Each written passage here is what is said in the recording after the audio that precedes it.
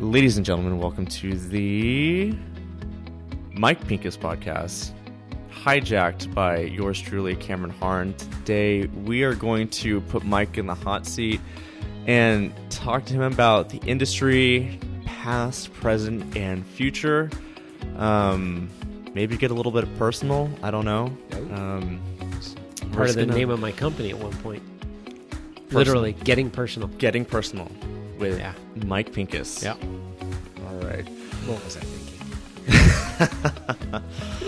In all fairness, I didn't come up with the name. You know, it's nice that our brains are plastic and constantly evolving, so that's a good thing. Yes. It's a good thing. Because if you were the same, if it were still the same thing, I would probably beat your head against the wall. Yeah, guaranteed that one. All right. So, let's see.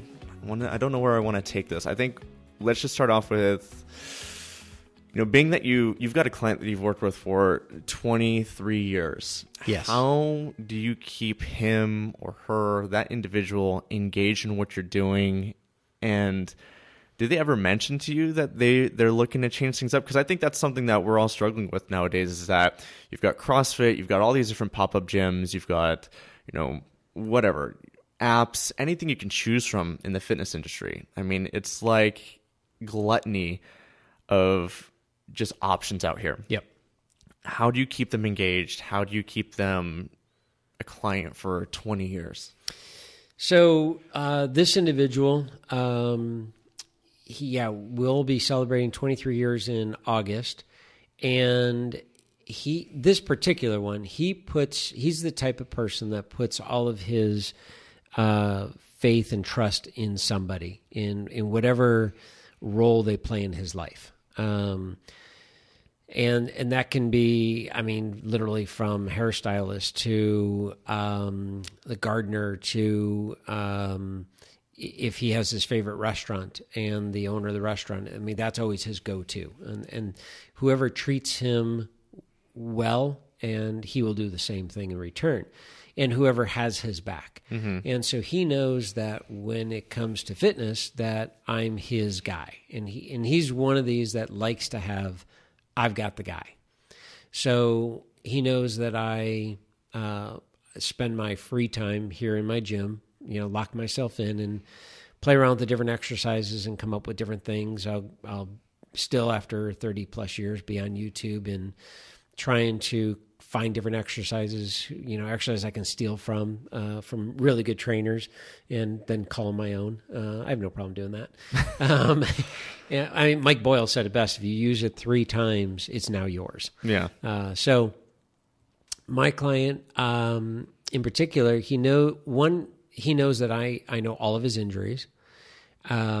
And I'm very... Because you created them. More than likely. Yeah. Well, he'll tell you. Yeah. 100%. He's like, you screwed me up again. I'm like, I did not touch you. Don't you love when they do that? Oh my gosh. He's great, because he will literally say, and I'm not saying anything that he would not be on here telling you. Okay. Is, you screwed my back up. Mm-hmm. I'm like, okay, how'd I screw your back up? I don't know what we did, but you screwed it up. I'm like, okay, I'm now going to go to...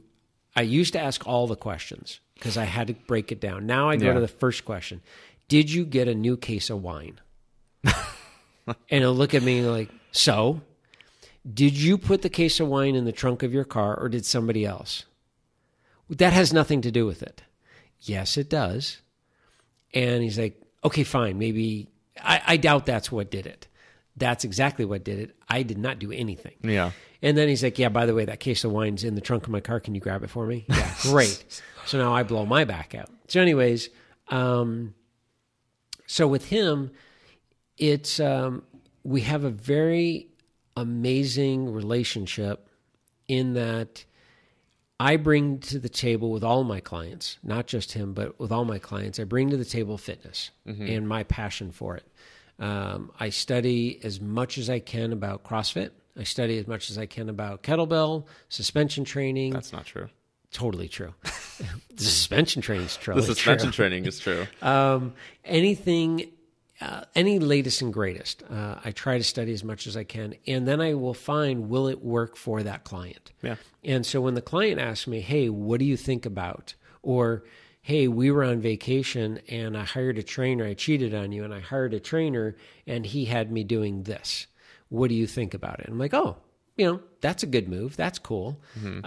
What's your philosophy on this? Well, that's crap, and here's why.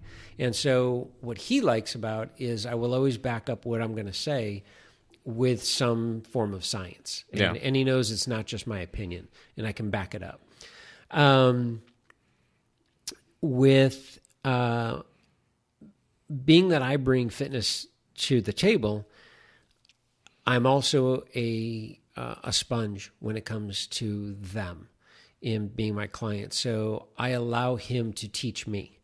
And one of the things I learned early on is successful people want to teach. They want to be a teacher. As much as they want to be a student and they want to learn, they also want to teach and they want to empower other people. And if you allow them to do that, it's amazing. So this particular gentleman has taught me more about travel in terms of where to go, what to see. If you're going to go to some random place, you're going to go to North Carolina for a weekend, and you're going to make sure you're going to go to this restaurant and you're going to order this food because he's done it. And it's the most bizarre thing that he can remember all of these things. So for him, it's his ability to share all this knowledge. And I'm the person that likes to hear it. And so we have that connection there. But in terms of the workouts, he's had some injuries.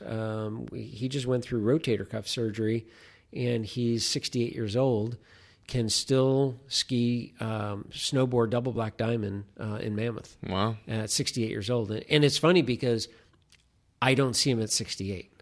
And, it'd be like, hey, I can't board this year because he had rotator cuff surgery. But, sure enough, he's going to board this coming year. Went through the surgery. We rehabbed it. He went through the physical therapy. I made sure who the physical therapist was. He knew that I was in contact with them. Again, it's that trust. And then following up with the physical therapy, taking over the personal training again, getting his shoulder back. And now, we're training through summer and it will be ready for ski season again. And he's just going to rip it up on the mountain. I mean, it's just crazy. And again, I just don't see him at 68 years old. I still see him in his 40s when we started. So for that person in particular, I would say the ability to connect on a much deeper level than just personal trainer and client is what keeps him engaged in the process. So then how do you deal with a client, because I'm going through this right now, that is maybe you're not connecting with them too much. Maybe they're a little disconnected. They've got a lot of things running through their heads while you're in the middle of your training session. You want to make sure that you keep this person for a long time. How do you connect with them on a deeper level? Do you believe in praying? Just keep praying. I have exactly what you're talking about right now. Yeah. And she will be listening to this and she's like, I know you're talking about me. I know you're talking about me. I call her Squirrel. For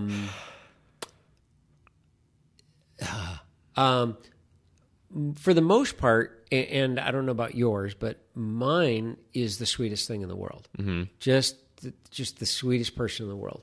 And I can see past all of that and know that she's been through a lot of trainers, and she is really wanting the information, the help, to get to her goal.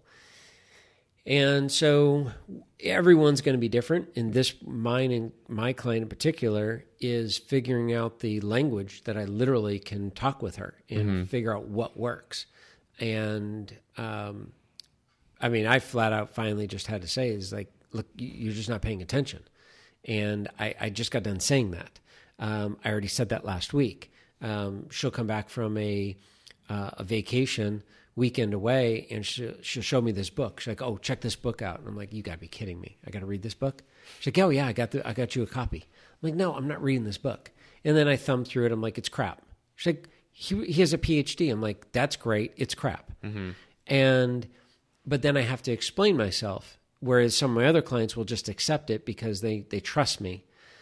She trusts me, but she's also, there's so much information going in and out, who do I believe? So I have to break down that wall and just keep being there for her and saying, do you trust me? Do you trust me? Yes, I trust you. And then it'll be 2 minutes later, but so-and-so said, and I'm like, I don't care. Then go train with so-and-so. No, I'm training with you. Then trust me. And so it's finding that, and every client's going to be different, the difficult ones and then the easy ones. It's finding that language, that literally the physical words that you can use with your client that they're okay with. This one in particular, she is totally fine if I cuss at her and I say some bad stuff to her. I'd be like, and I look at her, I'm like, I would have fired me by now. Yeah. And she's like, oh no, you're not going anywhere. I'm like, oh, really? I'm like, wait, so this is like a lifetime thing, you and I? She's like, oh yeah. I'm like, oh man, I can't even afford the therapy bills. She's like, you have a therapist? I'm like, well, I never had one until I started training with you. Yeah. And that's how I talk to her. And she laughs and then it's just out the window. And I'm like, oh my goodness. But her in particular, she just has a heart of gold. And I feel, and I could be totally wrong, I'm just guessing, I feel other trainers gave up. And she called me for a reason. She wants to get in shape. She wants to be in the best shape possible. And there was a reason we were put together. She's a good person. I'm a good person. And I'm like, you know what? I'm sticking through this. Yeah. And one of us is going to break. And it just so happens I'm really stubborn. But those are really hard. And I don't have the direct answer for that, but it's definitely an individual basis. Okay. Something that I think I learned recently was you may know all the science, you may know what the right protocols would be to go and work with a particular individual, but at some time or another, they're going to tell you what they think works best for them. Do you think that appeasing or just kind of like going with what they're feeling is the best route, or is it just sticking to your guns and doing what you're doing? Today, stick to your guns. Really? Oh, hell yeah. Interesting. I went the route of, okay, if that's what you want to do, okay, I'll support that. Yeah. But deep down, I knew it was wrong. And I couldn't sleep at night. And so here I'm letting them think that, you know what it was?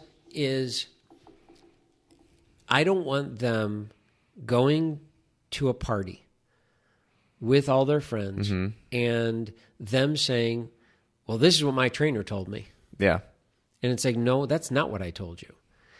I told you this. You followed this infomercial, and this is what you believe to be working best for you. When I already told you the science is not there to support that. And so now you're going around town and telling other people that this is how my trainer teaches. That's not how I want to be represented. So if you're going to say that you train with me, you're also going to say, I don't agree with my trainer because he tells me this, but I believe this. And then your friends are going to say, well, it sounds like your trainer is probably right. And then the client should say, well, maybe, but what works best for me. That's fine. And I, for that example, for me in particular, the most thing I get is nutrition. Is them coming to me saying, Mike, I understand what you're saying about carbs don't make me fat, but I still believe I'm fat because of carbs. Yeah. And the old me would say, okay. And I've even tried I'm just going to pass this off to a nutritionist. I'm not even going to deal with nutrition. Yeah. I'm just going to let the nutritionist deal with this, and I'm just your personal trainer, which kind of goes back to our last week conversation of I'm just your personal trainer. And I'm like, no, I'm not. I truly have the information that nutritionists have. I'm not writing a diet, but my job is to teach you everything I know. And for you, Mary Smith, to follow a ketogenic diet because that's what all your friends are doing, and I already know your personality, you're never going to stick to it. So do I let you go down that rabbit hole and because it would just be easy as the trainer? Yeah, go ahead and do that. That'd be easy. But for me, no, I'm going to stick to my guns and say, no, that's not happening. Now, I've never had the situation, I don't know if this is where you're going with, but I've never had the situation where the client says, well, if you don't train me this way, then we're done. Yeah. That I've never had. But I can tell you today that if, perfect example is I don't use machines. Okay. And you and I are very similar in that style of training. Yeah, I hate machines. Yeah. Such an expensive waste of money. Completely. Sorry, Tim. And you know what? And when I say machines, I mean selectorized weight machines where a scientist has created the path of motion and they've dictated that path of motion and you have to follow it. Yeah. Whereas, yes, a cable machine, you can take that cable and you can go any direction you want. So, yes, they're both machines, but don't put me, don't pigeonhole me as the type of trainer I am, and don't put me that I have to sit on this machine and do leg extension because that's the only thing I can do. I disagree with that. But if a client says, I have this equipment and this is what we're going to use, I say, well, I will find you a new trainer. I'm not doing it. Yeah. And there are trainers that will, and I know there are trainers. I was one of them back in the day, where you're building your business and it's like, but I got to get a client and they just bought this machinery and it was a referral. And how do I go in and train them on this knowing that it's not what I believe in? And I just tell the trainer, I'm like, look, it's how are you going to sleep at night? Can you work around it? And if you can't, pass it on. Yeah. And what'll end up happening is you'll get two really good clients. Yeah. I pick and choose my battles right now. I'll if they want to do a little bit more cardio, I'm like, fine. You want to do a little more cardio? We'll do more cardio at the end. No, if you want to go, we're going to get through the strength stuff right now. We're going to go do, we'll do this little circuit. Maybe it gets your heart rate up a little bit more. Maybe you get a little bit more sweat. And then, if we want, we'll go finish with some cardio. Or maybe it's like, okay, guess what? I'm showing up. You wanted more cardio today. Here's a fun little circuit. Or here's, we'll do some interval sprints or something like that on the treadmill as we get started. Do some strength, then go back and do a little finisher or something like that. For me, it's a little bit more pick and choose my battles. You're so seasoned in the industry, you're just kind of like, this is the way it's going to go down. For me being, I think I'm more stubborn than seasoned, by the way. Yeah. My wife and kids will tell you that. I think stick to your guns and just, I think this is also just something coming from like being a dad of a very stubborn 8-year-old. I have to pick my battles. Yeah, absolutely. And my daughter's the same way too. And you just got to, give them a little bit of what they want. Yep. But also know that, the way that you're programming and doing your thing, like you're doing what you want to do. Yeah, exactly. Just, here's a little bit of what you want. Yeah. And at NASM, we used to have a saying is give them what they want while giving them what they need. Exactly. Yeah. That's perfectly put. And you have to mix that in. But now, for instance, there are certain things that I will not deviate on, and my clients know it. And one of them is crunches. Oh, I will go to my grave. You're not doing it. Amen. And thank God. They will come back and, I took this really good class and they were doing a variation of crunches. I'm like, I don't care what they were doing. We're not doing it. And I'll turn around and I'll go grab a weight to hand them. And I turn around, they're laying on the ground. I'm like, what are you doing? I'm like, nothing. I'm like, what are you doing? Answer me. Just sitting here. I'm like, you're doing crunches. Yeah. Not on my time. Like, and I said, every other trainer tells you they're great. I said, you tell me the science behind this. And I'd take them down the rabbit hole. But I feel the burn. Yeah. And so I learned from one of my mentors is just keep asking why. Yeah. Why? And they're like, but it worked. Why? And just keep going. And then eventually they look at you and go, I don't know. I'm like, done. I said, if they're a lawyer, a doctor, a CPA, doesn't matter what their profession is. I then ask them, and I do this with crunches, and sarcasm is my language.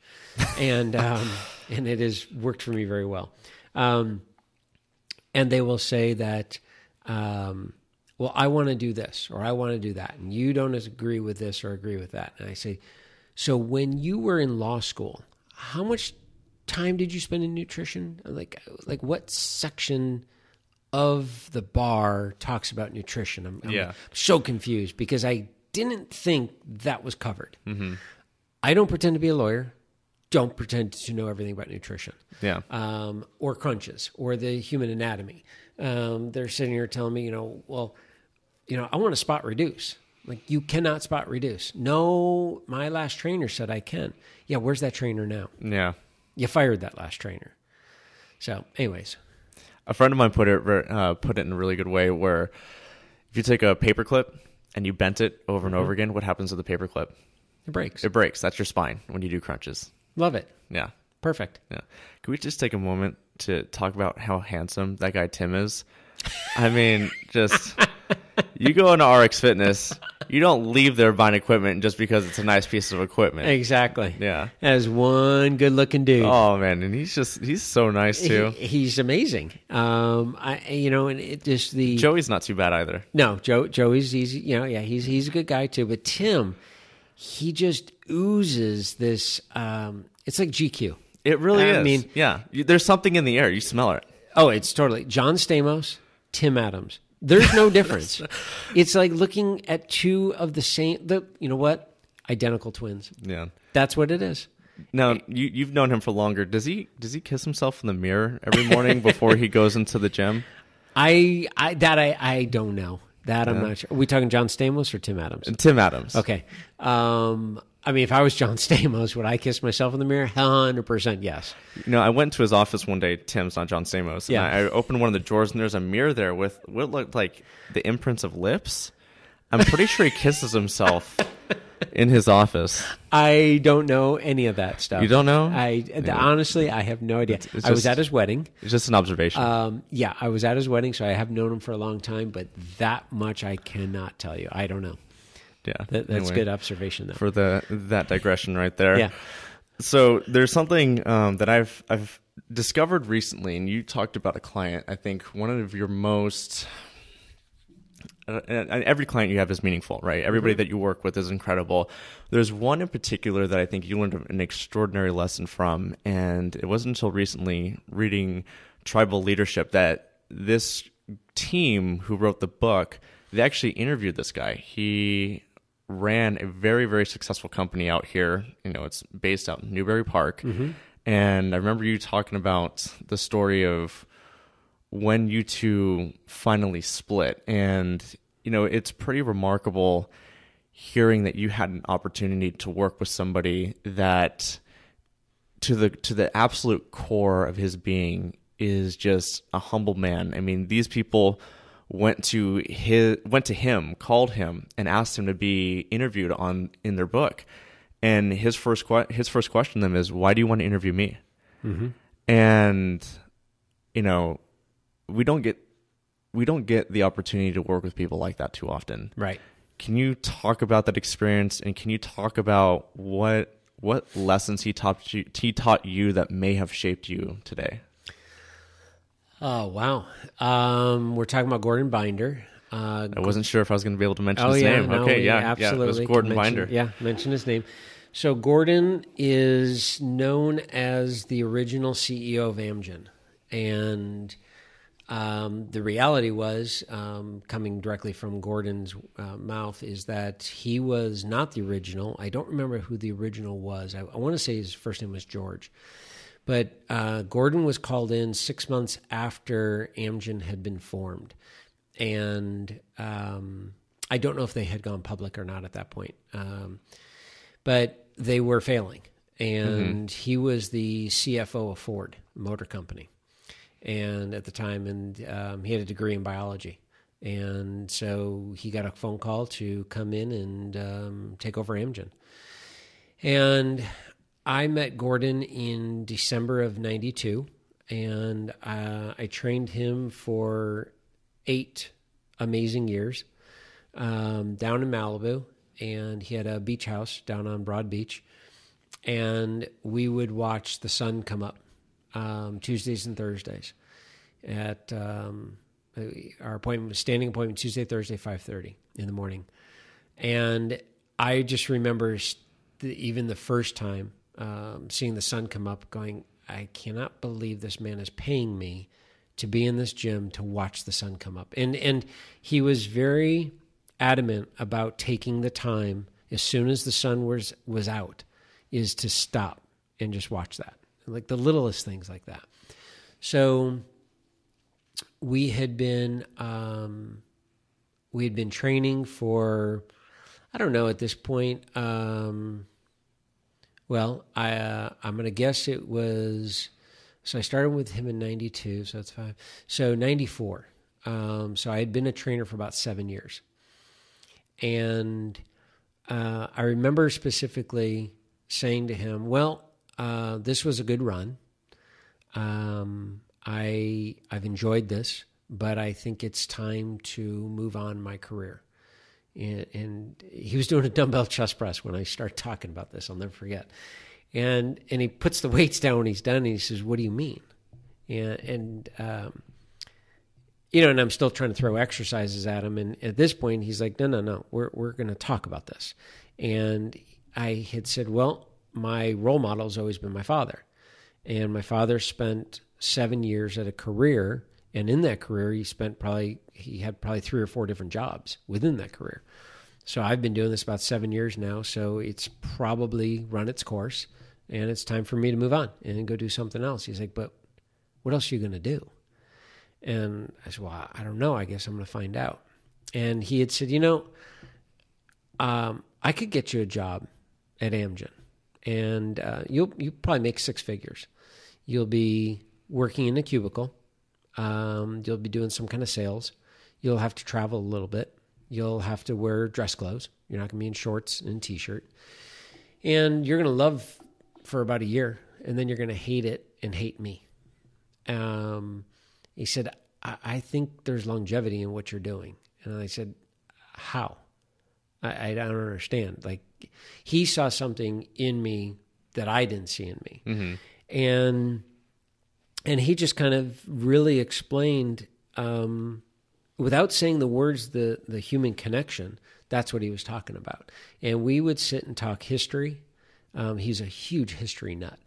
And, when we talked about last week in our podcast about being a better student in school, I could care less about history. It's in the past. It had nothing to do with me. I just wanted to go forward. Yeah. So I never paid attention. So I remember I'd get into into a training session with him, and he would just kind of have this blank stare. And I would say, good morning. And he'd say, good morning. And how are you? Good. How was the drive? Good. It was about a half-hour drive from my house. And he'd have this blank stare, and then he would just go. And he would start talking. It could be about World War II.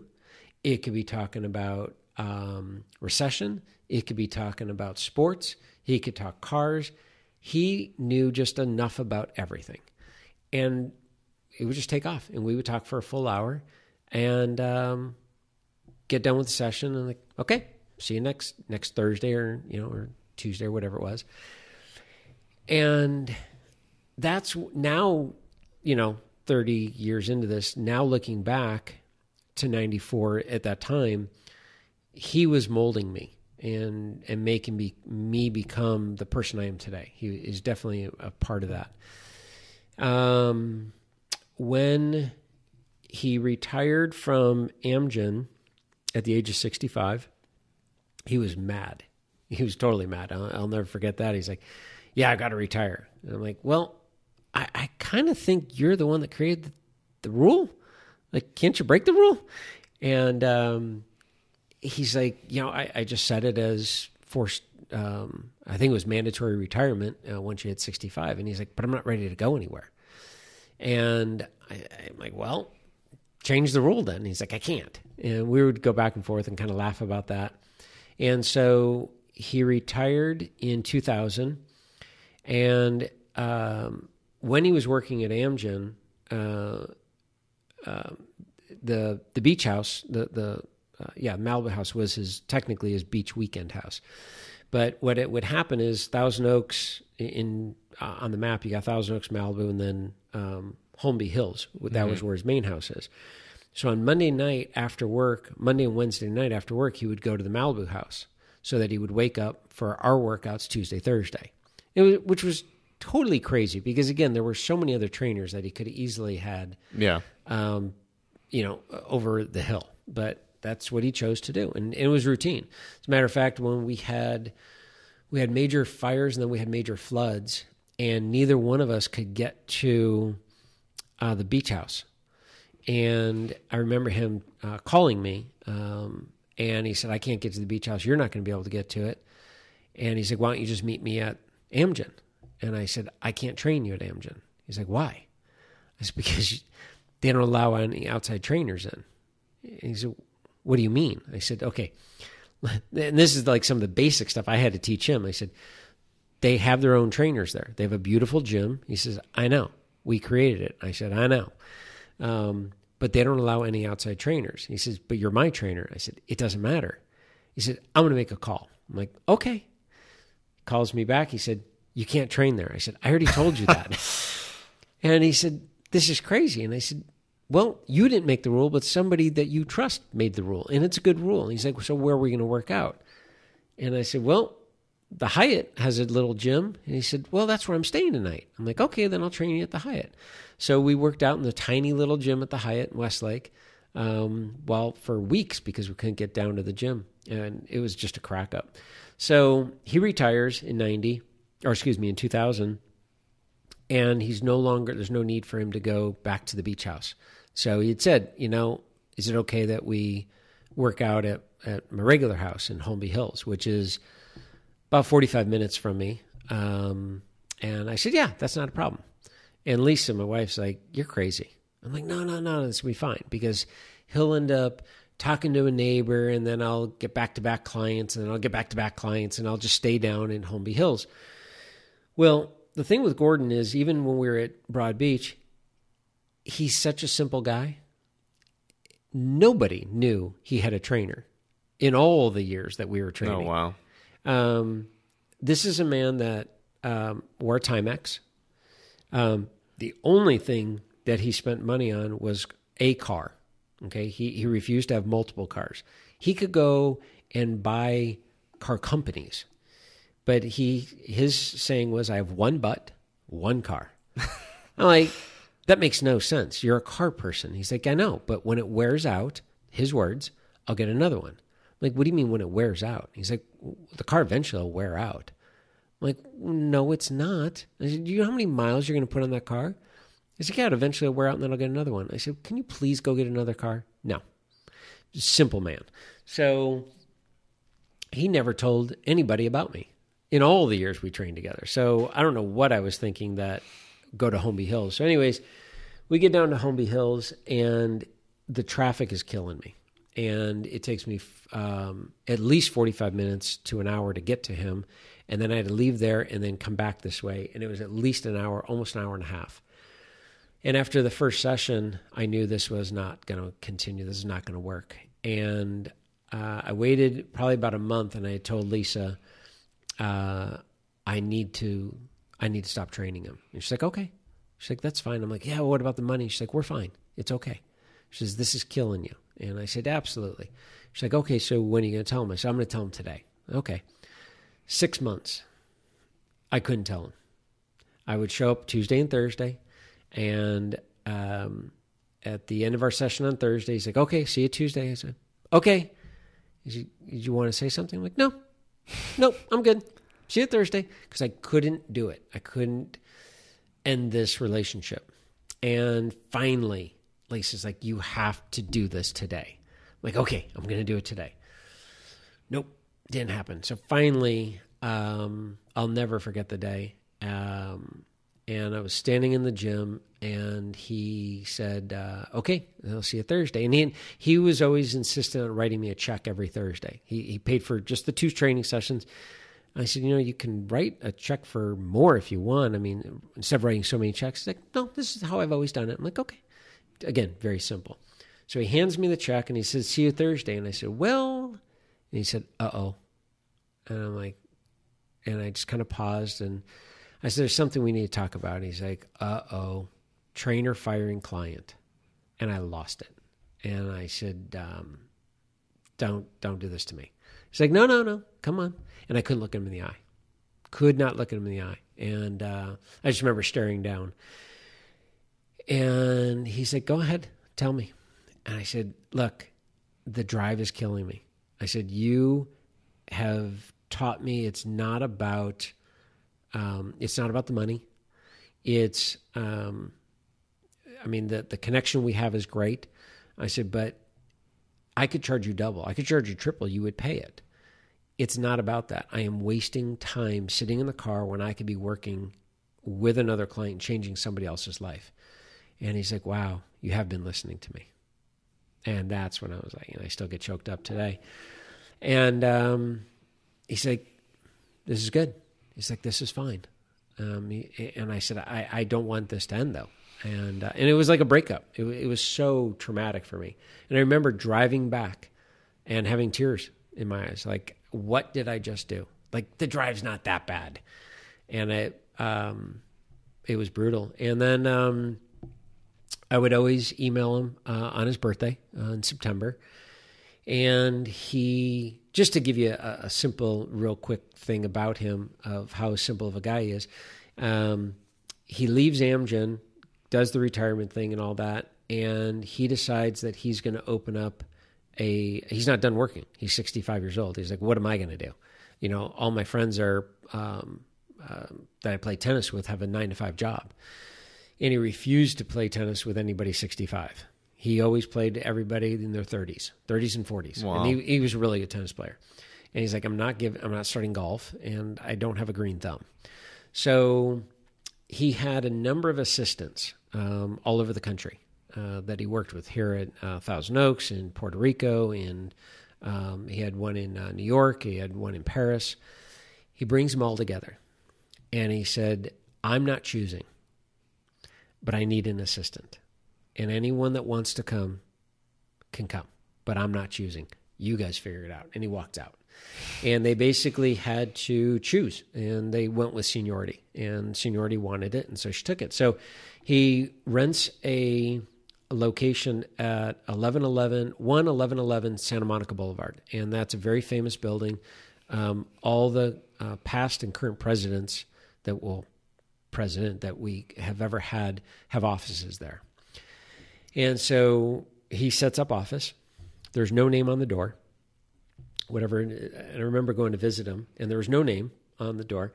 And you walk in, and the furniture was the assistant. Never called the secretary. That's not a secretary. It's his right-hand person. So his assistant, she had a desk, and he had a desk. And there's no other furniture. There's no paintings, nothing on the wall. And so she had said, so what do we do here? And he said, I don't know. She's like, what do you mean you don't know? And he's like, well, I needed a place to go to. I've gone to an office my whole life. I've gone to work. I wasn't ready to stop. So she's like, okay, if the phone rings, how do I answer it? He's like, well, I doubt anyone's going to call because nobody knows the phone number. Because I have a number, but I don't know what the business is. She's like, okay, so what do I do? And he said, well, did you bring anything to read? She says, no. And he said, okay, tomorrow bring a book. So she brought a book the next day. And should I call in lunch? That'd be good. Okay. So he'd read the newspaper, he'd pay his bills, look at some of his investments. And all of a sudden, probably 4 months go by of doing this. And he's like, I have an idea. And he created a venture capital for biotechnology, and he became the bank. And wow. He said, I'm going to create other companies with my knowledge of building a business, and this is what I'm going to do. And that's what he did, and grew that thing. And I think the second year of his retirement, he earned more money than his last 2 years at Amgen. It was insane. Unbelievable. And I ended up finding him a trainer near his house. He didn't like him. He said he was a nice person. He's like, I just didn't connect. And I said, okay, I'll find you another one. Found him another one. Didn't like him. And these were really, I vetted them. I'm like, oh my God. And I explained who he is and everything. And it just didn't work out. And so over the years, I would, connect with him. And he had a book signing. He wrote a book. And it was basically the story of Amgen, of how he created it and the culture and all that. And my sister-in-law at the time was working there. And she says, you have to come. He's signing books. Everybody's going to be there. I'm like, he's not going to remember me at this point. So I get in line, and as you walk up, the publicist assistant, I guess, if you will, is asking, so what department are you in? So that they can tell him ahead of time. And And I'm listening and I'm watching the line. And I mean, there had hundreds of people. I mean, the line was out the door. It was ridiculous. And you were given a book and walk up. And so my sister-in-law goes up first. And she says what department she's in. And he's like, thank you for your service. And oh my gosh. And he was able to connect. Like, she was in space planning. He's like, oh, thank you for doing everything you've done. And it's just beautiful. And da-da-da-da-da. It didn't matter what your position was. So the woman had asked me, she's like, what position are you? And I said, I used to be a fitness trainer. I kid you not. It was like paparazzi. The camera started going off. And I walk up to him and he says, hi, what's your name? I'm like, oh my gosh, he doesn't remember me. And I mean, it just sunk. My heart just sunk. And I'm embarrassed. And I'm like, they're going to look at me like you're a fraud. And I'm thinking, oh my gosh, this guy doesn't remember me. And I said, it's Mike Pincus. I used to be your trainer. And he sat back in his chair. We haven't seen each other. I mean, I don't know. It's going to be at least 10 years, but it could have been longer. Sits back in his chair, flies his arms open, and he's like, oh my gosh, how are Lisa and the girls? And I just sat there. I'm like, you got to be kidding me. Wow. And I'm like, wow, they're great. And he's like, I'm still doing the same routine. I'm putting up 65-pound dumbbells on the ball. And I'm like, okay, I think you need a new routine. And he's just started telling me all of his weights on what he's doing, what exercise. And this is old school stuff. Like, I don't teach that way anymore. And I said, okay, that's great. I think you need a new trainer. Nope, I like the way I'm doing it. It's working. I'm still skiing. Like, that's amazing. And we just sat and talked and connected. And I asked about his wife and his kids and his grandkids. Cameras are going off, going crazy. And it was just out-of-body experience. It was so bizarre. He gave me a big hug, and he said, oh, hopefully I'll see you before the next book. And I said, that'd be great. And I haven't seen him since, but that was it. And it was crazy. So, yeah, I mean, again, one of those experiences as a trainer, at the time, you're just training another businessman. And that's what is ironic. So I got his name from Tim Adams at RX. And Tim told me who he is, and Tim told me what he does. And he said, but I really think he's kind of a secretive guy. And I said, okay. So when I went down on the very first session, and I had my health questionnaire, and I said, so what do you do? He said, I'm a businessman. I said, okay, can I write that? And he says, yeah, I write businessman. Do you want to elaborate? No. Okay. And that's for a year. He never told me what company he worked for or what he did. When he finally invited me, and it was so hard because I knew. And so I have to play dumb and like, how's work? Good. You guys working on anything different? No. I'm like, you guys are flipping trying to save the world and stop cancer and all these things, but you're not doing anything. And he invited to have lunch with me, or he invited me to have lunch with him and he had said, do you know, and he gave me the address. He didn't say it was Amgen. He's like, here's the address. I'm like, okay, I'll find it. And I pull up and I walk into the lobby, and there's all the CEO pictures. Well, there's the CEO, and there's all the heads of department and this and that. And his picture's right up there. And he walks in, and I'm looking up, and this is literally well over a year now. And this is the first time that we are face to face looking at his picture. And I said, so you're just a businessman? He's like, eh. I said, okay, like, were you ever going to tell me? He's like, what does it matter? He's like, come on, let's go have lunch. So they have the executive lounge, and then they have the general population, if you will. He shows me the executive lounge. I'm like, wow, this is really nice. He's like, yeah, we're not eating here. And we get in line, and he grabs me a tray, and he's like, this is where we eat. And he eats with everybody else. He refuses to eat in the executive lounge. And janitors were coming up to him, custodial, however you word it. They were coming up and, thank you for letting me work here. He's like, you're welcome. Thank you for doing what you're doing. I mean, it was amazing. And he is probably one of the last true people person CEOs at that company. I know they've gone through trials and tribulations with other CEOs. The one that replaced him, I know there were some issues with, but you mention Gordon Binder to anybody at Amgen, they're like, oh, that's God. Yeah. And I mean, and to me, he was Gordon. I mean, it was crazy. And so even when you started bringing this up and started talking about it, I'm like, well, who are you going with this? Like, who are you talking about? I'm like, oh, him. But yeah, he's just like any one of my other clients. I don't see him any different until you Google him and you're like, oh, wow. Huh. Amazing human being. It was crazy. Yeah, absolutely. I think that's the interesting thing is a lot of fitness professionals look at celebrities being like, that's the golden ticket right there. I get a celebrity, I've made it. Mm-hmm. But you got to kind of stop and reflect a little bit, because no matter who you're working with, we're working with some pretty incredible people, even if we don't know for sure in the moment what they do. Yep. Like, we work with amazing people, and they feel like they can share with us some of the information that they know, and it's going to enrich our lives in a way that maybe in the moment we don't see, but later down the road, it's pretty impactful.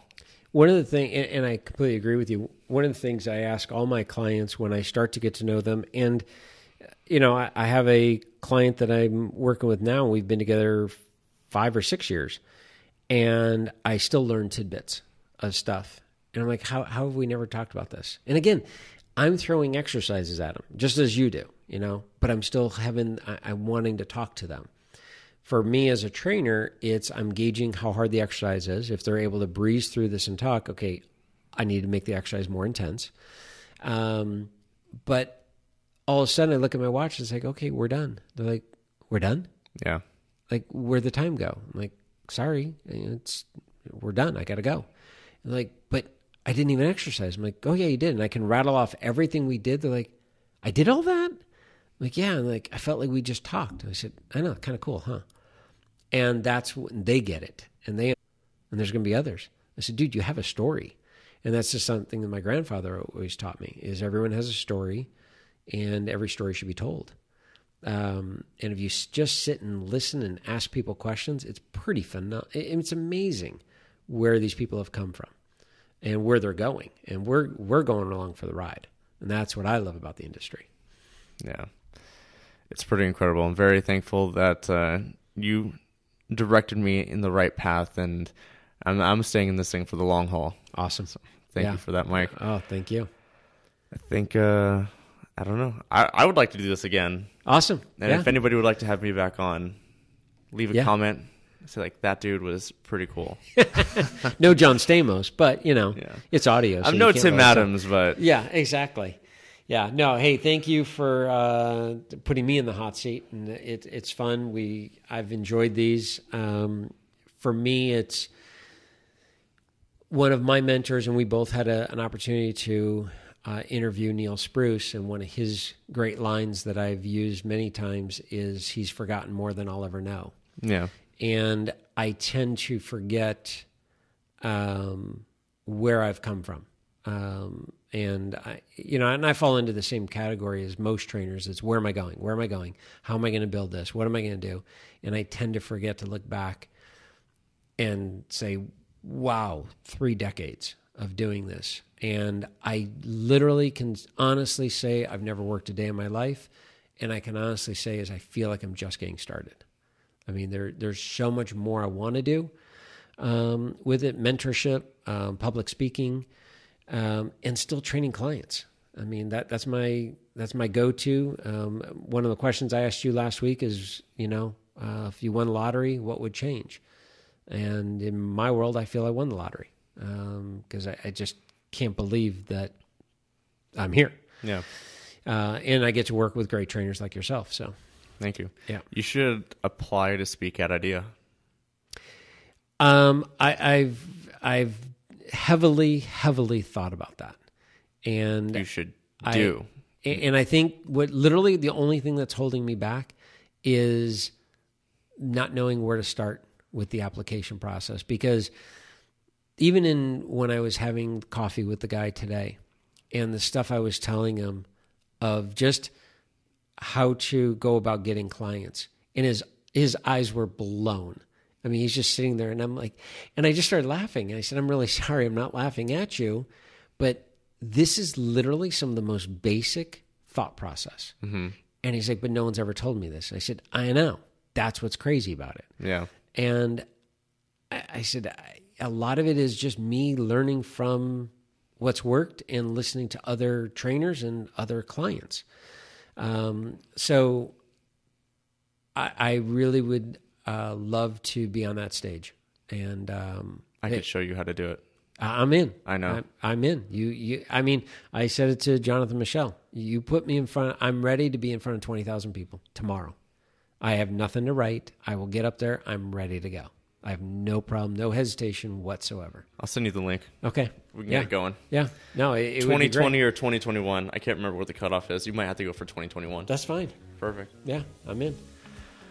Bam, everyone. I think that is a wrap. Thank you. Thank you for having me on, Mike. It's been a pleasure. Absolutely. Thanks for hosting. And guys, thanks for listening again to the podcast. And please leave any comments and questions that you may have. You can follow us on Instagram. You can follow us on Instagram. It's Mike Pincus. You can follow us on Facebook, Mike Pincus Fitness Podcast. And reach out. Thank you, guys.